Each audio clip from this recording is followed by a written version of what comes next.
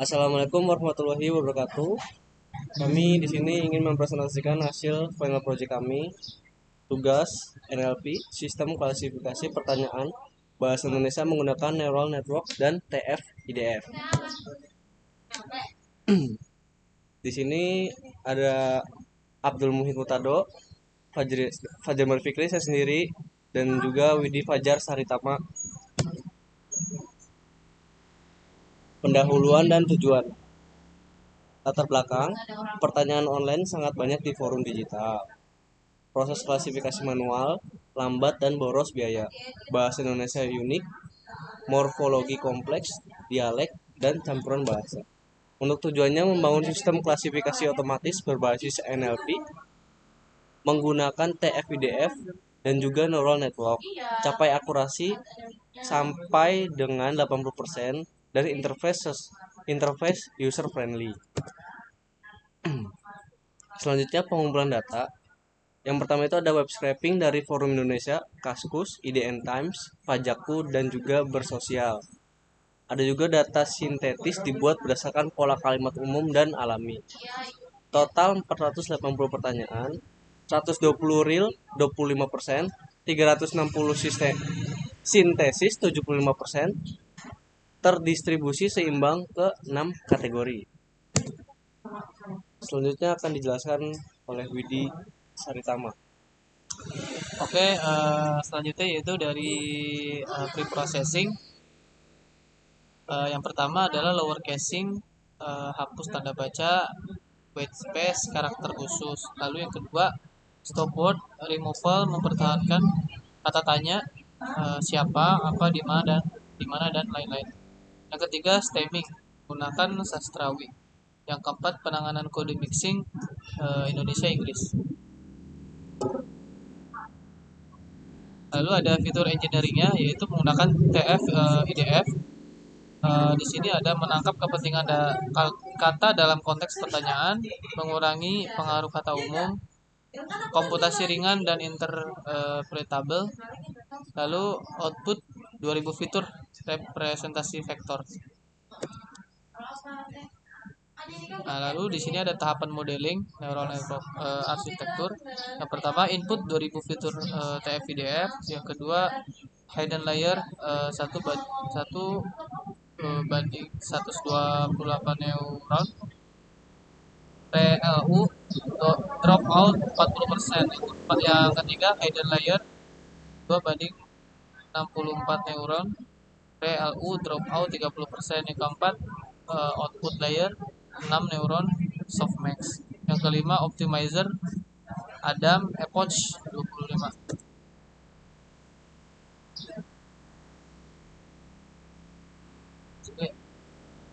Lalu hasil evaluasinya adalah akurasi akhir 82,5%, F1 skor tertinggi DES 0,84, NT 0,8 DES 0,86, NT 0,84. Error umumnya KUM versus NT, LOC versus NT.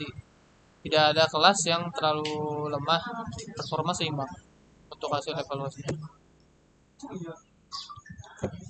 Lalu di sini akan dijelaskan oleh Abdul Muhid.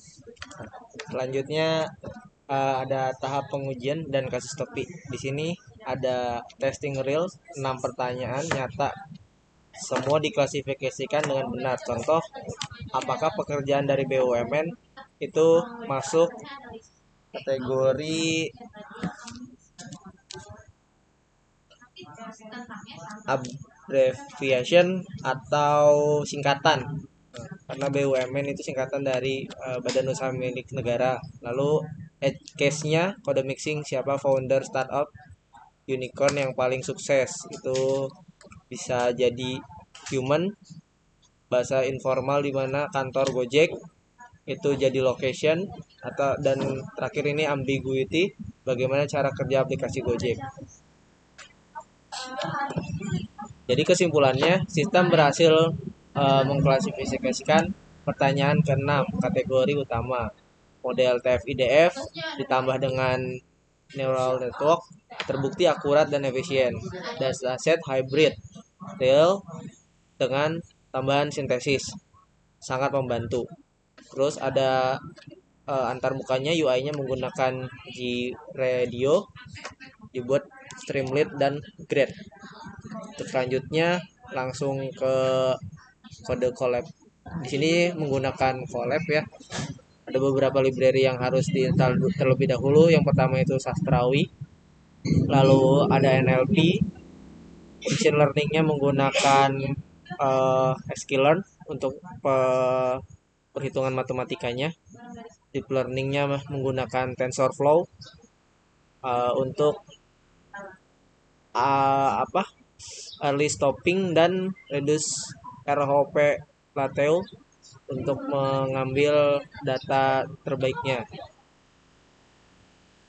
Selanjutnya, karena di sini kita menggunakan teknik web scraping di beberapa website ya, salah satunya bersosial, forum, Kaskus, dan lain-lain. Patternnya untuk kategorinya di pertanyaan dibuat berdasarkan humanity, description, location, numberic, abbreviation, dan entity. Lalu kita buatkan pertanyaannya dengan kelas-kelas tersebut. Masuk ke tahap ini question atau pertanyaannya. Lalu di filter untuk noise seperti alamat website, domain, lalu diskon promo berbahasa Inggris. Kategorikan. Nah, ini kita langsung saja ke hasilnya di bawah. Jadi banyak tahapannya. Di sini kita dapat melihat untuk website visualisasi dapat 200 data, untuk Kaskus 200 data, IDN dapat error. Ini terjadi karena website tersebut for close 404. Lalu ada scraping di Pajakku 200 data. Pokoknya final tuh kita dapat data di sekitaran 760. Lalu dibuat dataset dengan format CSV. Ini hasilnya question, key type sampai dengan quotation clean. Lalu dijalankan, kita dapat model arsitekturnya seperti berikut. Lalu kita training modelnya dengan 25 epoch-nya, mendapatkan hasil trainingnya dengan akurasi 0,94 atau 94,79%.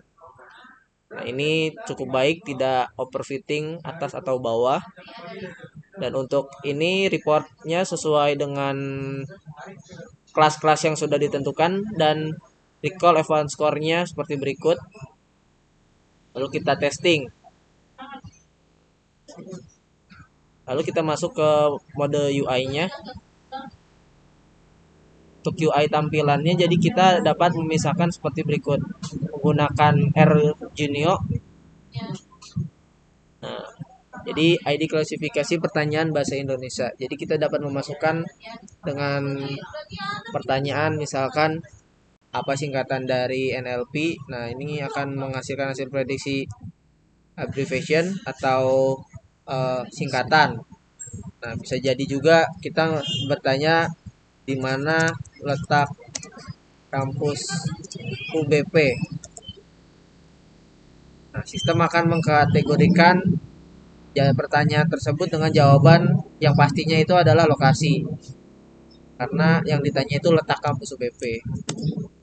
Kita juga bisa nanya, tadi kan udah tentang lokasi, lalu abbreviation, kita juga bisa human, siapa, rektor, UBP. Pasti akan spesifik menjawab dengan klasifikasi human dengan koefidensinya 99%. Cukup sekian dari kelompok saya. Terima kasih. Jika ada Kesalahan kesalahan kata, kata, mungkin dalam segi penyampaiannya, mohon maaf. Terima kasih. Assalamualaikum warahmatullahi wabarakatuh. wabarakatuh.